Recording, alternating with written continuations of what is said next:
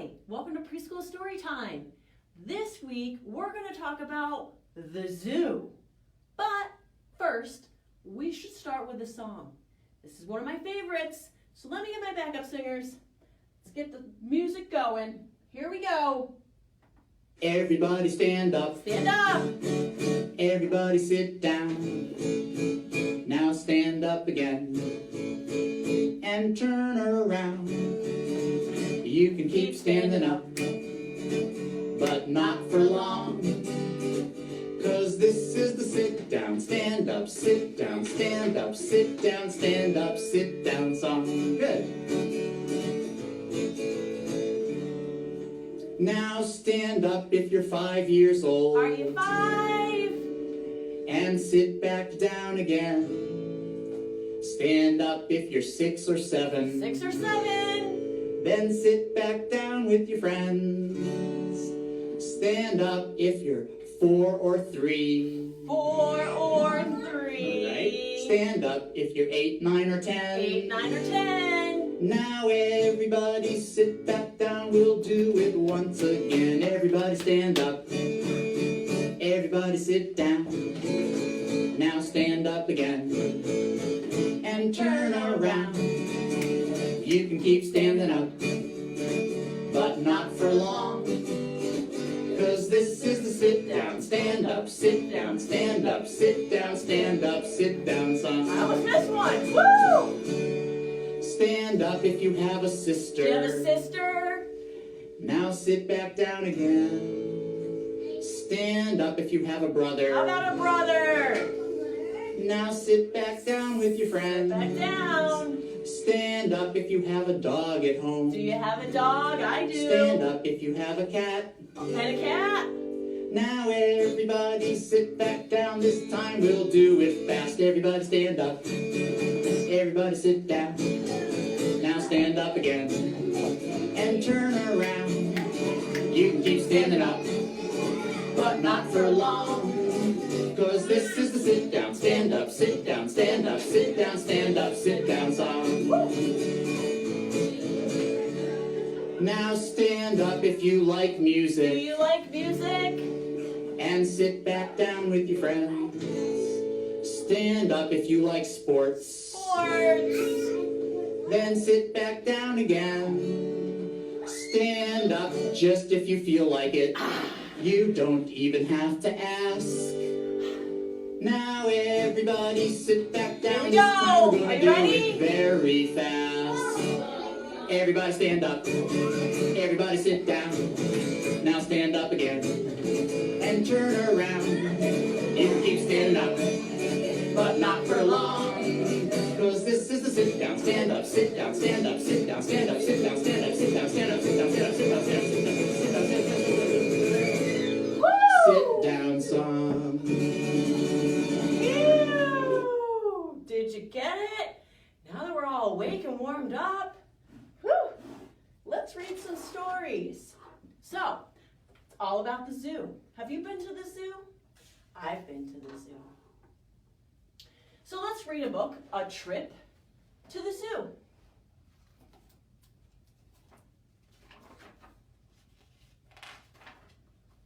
Billy was a boy who loved wild animals. He read books about them. He watched movies about them. During vacation, Billy's mom had a surprise for him and his little brother, Matt. It was a trip to the zoo. Billy and Matt were so excited. First, they saw a huge elephant. She was having her teeth checked. Then the elephant walked around slowly to let the children pet her. Her skin feels so hairy, laughed Matt.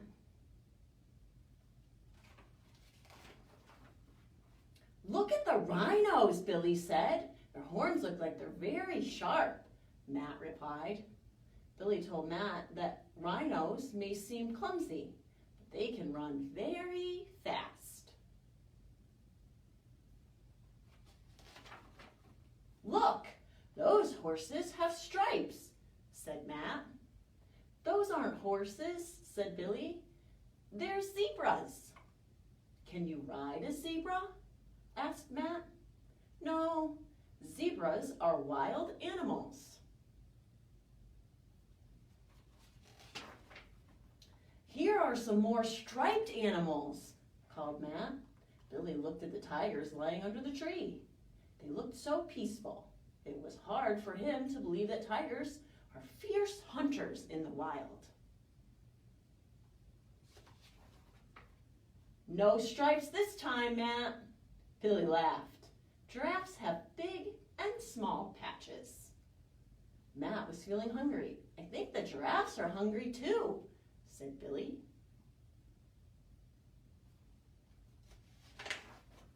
Next, they went to the ape house. Look, that gorilla is taking care of her baby, said Matt. It was time to go to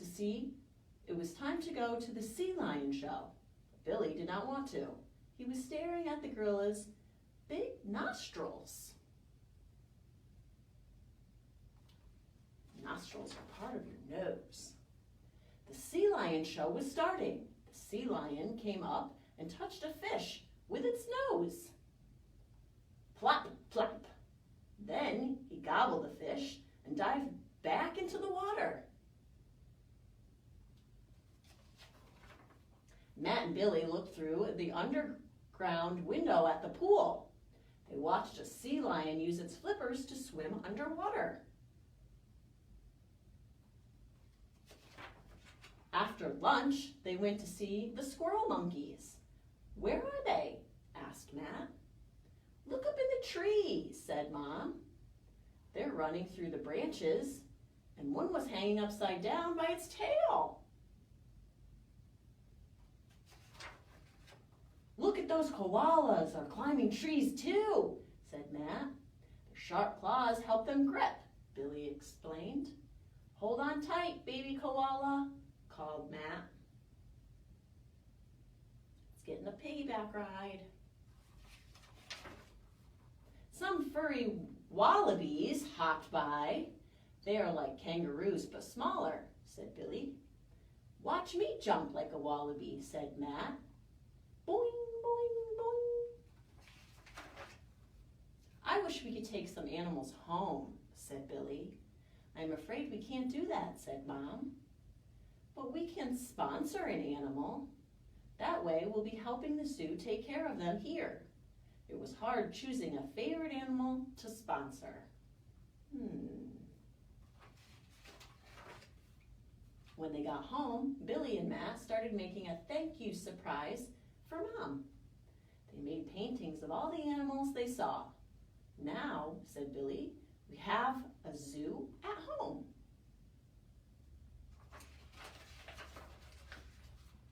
And that is the end of A Trip to the Zoo.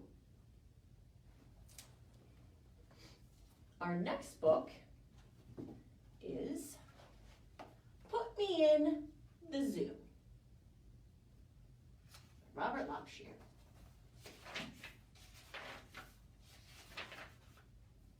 I will go into the zoo. I want to see it. Yes, I do. I would like to live this way. This is where I want to stay. Will you keep me in the zoo? I want to stay in here with you. We do not want you in the zoo. Out you go. Out, out with you.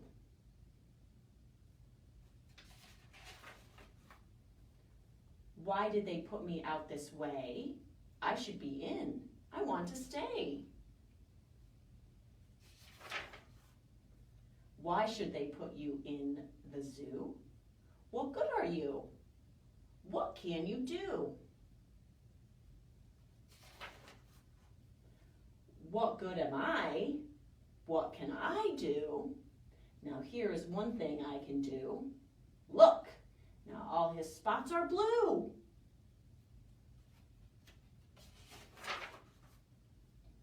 And now his spots are orange. Say, he looks very good that way. Now look at this. What do you see? Green spots, as green can be.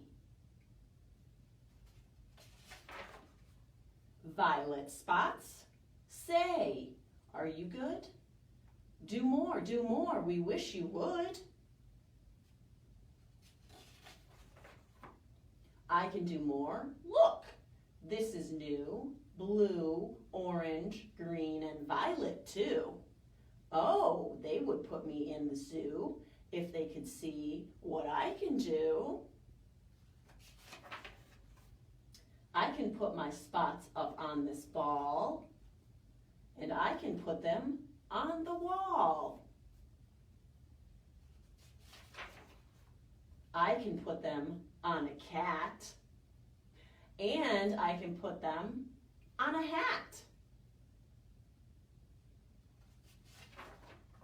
I can put them on the zoo, and I can put my spots on you.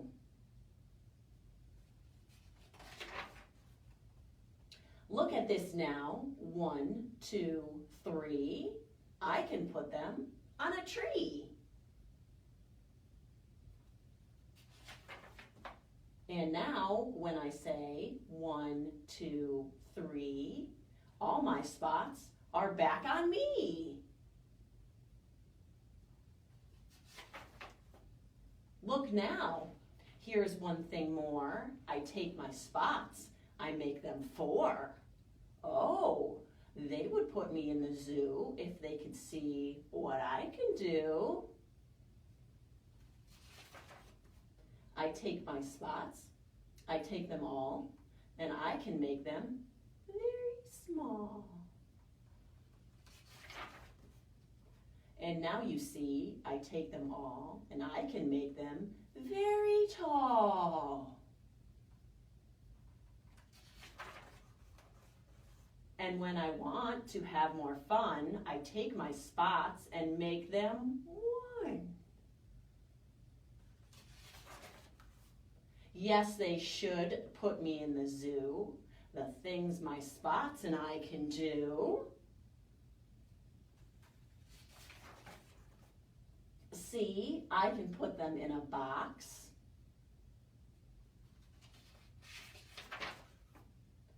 I take them out. They look like socks.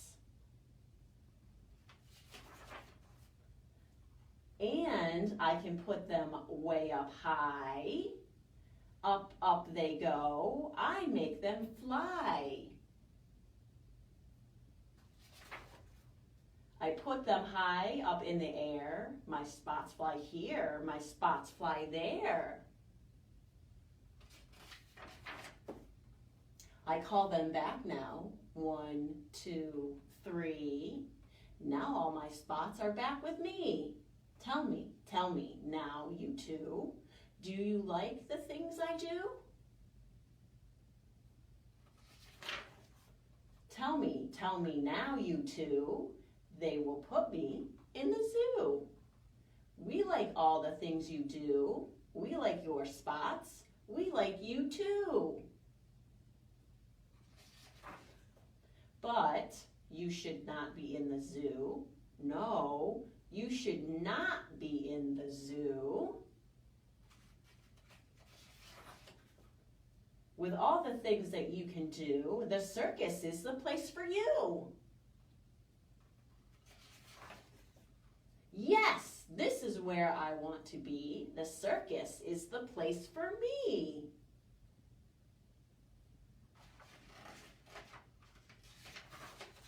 And that's the end of Put Me in the Zoo. And I have one last story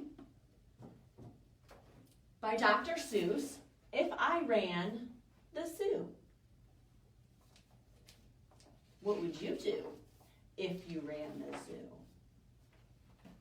It's a pretty good zoo, said young Gerald McGrew, and the fellow who runs it seems proud of it too. But if I ran the zoo, said young Gerald McGrew, I'd make a few changes. That's just what I'd do.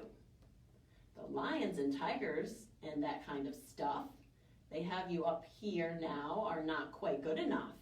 You see things like these in just any old zoo. They're awfully old-fashioned. I want something new. So I'd open each cage, I'd unlock every pen, let the animals go, and start over again. And somehow or other, I think I could find some beasts of a much more unusual kind. A 4-footed lion's not much of a beast. The one in my zoo will have 10 feet at least, 5 legs on the left and 5 more on the right. Then people will stare and they'll say, "What a sight!" This zookeeper, new keeper Gerald's quite keen. That's the goldarndest lion I've ever seen. My new zoo, McGrew Zoo, will make people talk. My new zoo, McGrew Zoo, will make people gawk at the strangest odd creatures that ever did walk.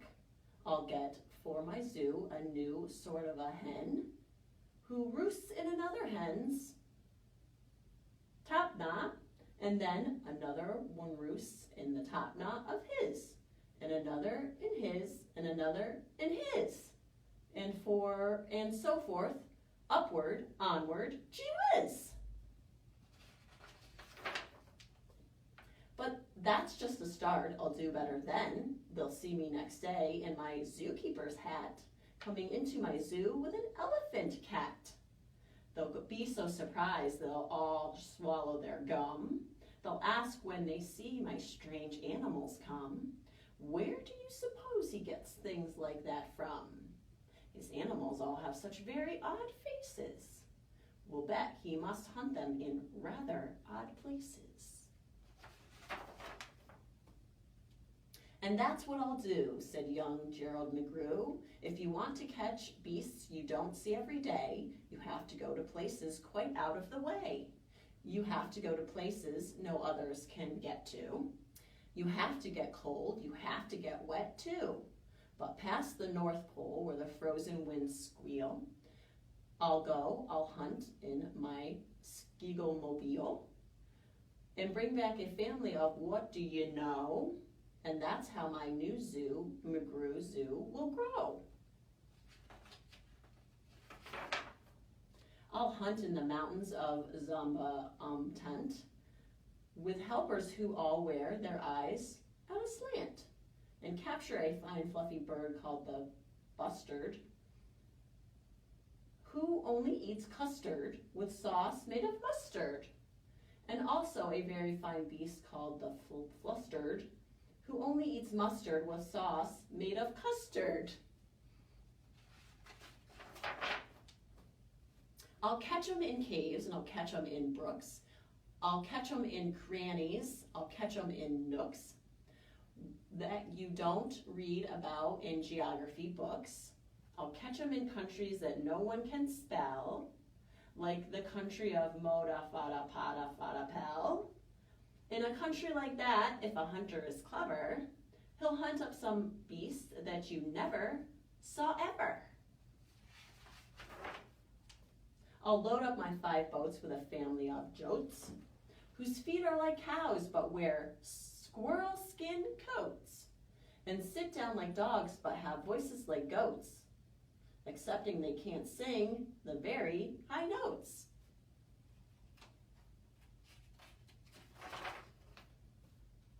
And then I'll go down to the wilds of Nantucket and capture a family of lunks in a bucket. Then people will say, "Now I like that boy's heaps. His new zoo, McGrew Zoo, is growing by leaps.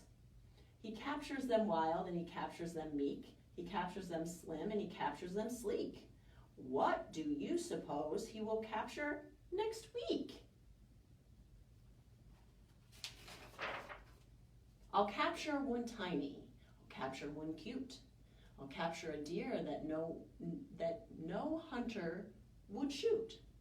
A deer that's so nice he could sleep in your bed. If it weren't for those horns that he has on his head. And speaking of horns that are just a bit queer, I'll bring back a very odd family of deer. A father, a mother, 2 sisters, a brother, whose horns are connected from one to the other, whose horns are so mixed they can't tell them apart, can't tell where they end, and can't tell where they start. Each deer's mighty puzzled. He's never yet found if his horns are hers or the other way around. I'll capture them fat and I'll capture them scrawny. I'll capture a scragglefoot mulliganty, a high-stepping animal fast as the wind from the blistering sands of the desert of Zend. His beast is the beast that the brave chieftains ride. They want to go fast to find some place to hide. A mulliganty is fine for my zoo, and so is the chieftain. I'll bring one back, or 2. In the far east part of southeast North Dakota lives a very fine animal called a iota. But I'll capture one who is even much finer in the northeastern west part of South Carolina.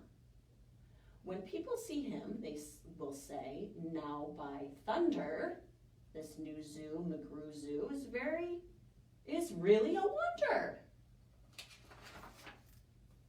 Most beasts are quite friendly, but still, in some lands, some beasts are so dangerous to catch with bare hands.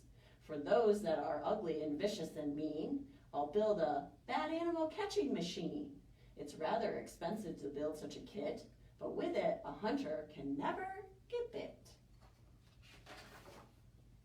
A zoo should have bugs, so I'll capture a thrill whose legs are snarled up in a terrible snarl.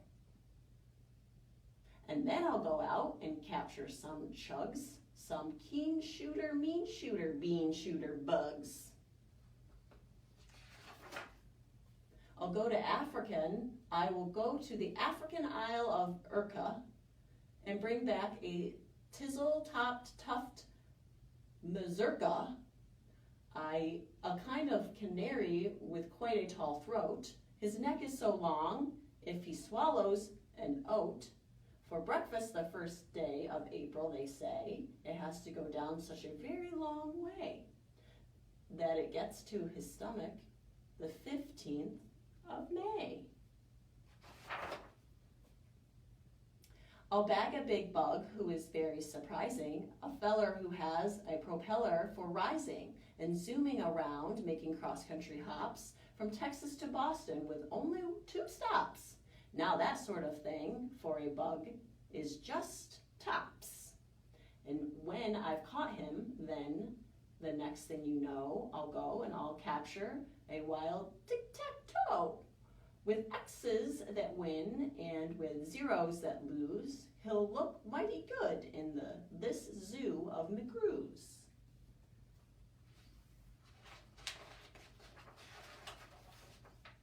In a cave in Khartoum lives a beast called the Natch that no other hunter's been able to catch. He is hidden for years in his cave with a pout, and no one's been able to make him come out. But I'll coax him out with a wonderful meal that's cooked by my cooks in the cooker-mobile. They'll fix up a dish that is just to his taste, 3 chickens, make of library paste, then sprinkle with peanut, shucks, pickled and spiced, then baked at 600 degrees and then iced. It's mighty hard cooking to cook up such feasts, but that's how the new zoo, McGrew Zoo, gets beasts. I'll go to the faraway mountains of Topsk. Near the river of Topsk, I'll bring back Opsk, a sort of kind of thingamabobsk, who only eats rhubarb and corn on the cobs. People will flock to my zoo in my Mopsk. McGrew, they say, does a wonderful jobs. He hunts with such vim and he hunts with such vigor. His new zoo, McGrew Zoo, gets bigger and bigger.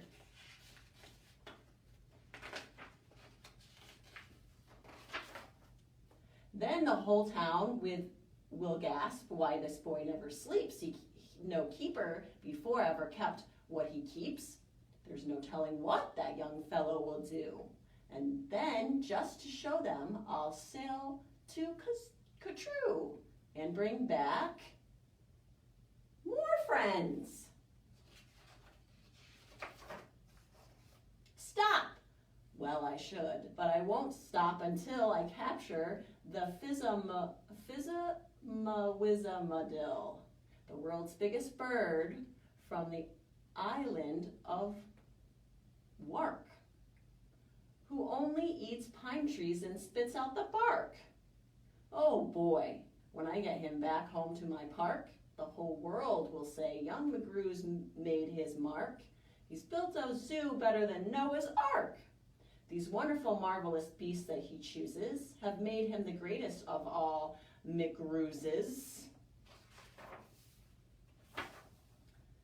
Wow, they'll all cheer, what this zoo must be worth. It's a gall-darndest zoo on the face of the earth. Yes, that's what I'll do, said young Gerald McGrew. I'll make a few changes if I ran the zoo. And that is If I Ran the Zoo by Dr. Seuss. Some interesting little animals there. So, for our craft, I thought it would be fun for us to make our own spotted zoo friend that we read about in Put Me in the Zoo. So what you will need is some glue, some string, scissors, some crayons, and a paper plate. So I made my version of our silly zoo friend with his spots from a paper plate. So it kind of looks like a snake. So you'll just color your paper plate.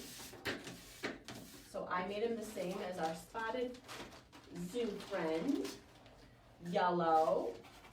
So you color your plate yellow. Even the edge. You'll make fun noises while you color.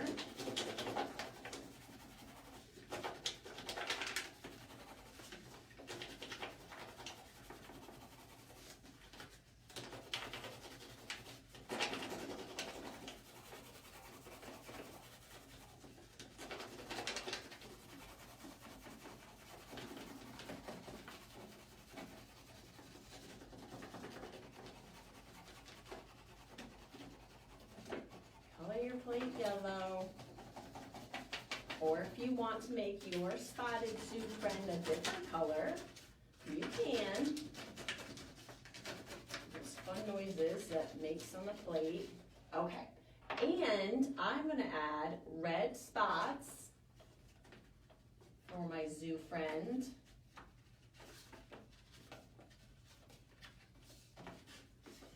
And you can make purple spots, whatever color you want, or no spots.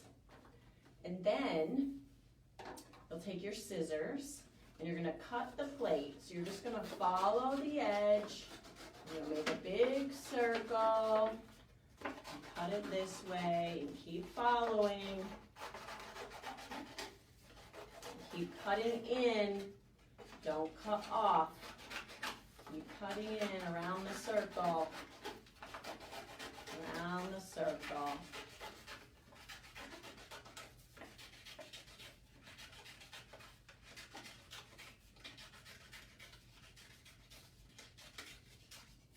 Until you leave yourself. It kind of looks like a snake, doesn't it? So we're going to add some eyes. So I just made some eyes out of black construction paper and some white. And you paste your eyes on. And our zoo friend needs a nose. So I cut a nose out, like so. And then a piece of string, and I would suggest you want to tape your string. And then you can hang your zoo friend in your room or from the refrigerator. So thanks for joining us for All About the Zoo.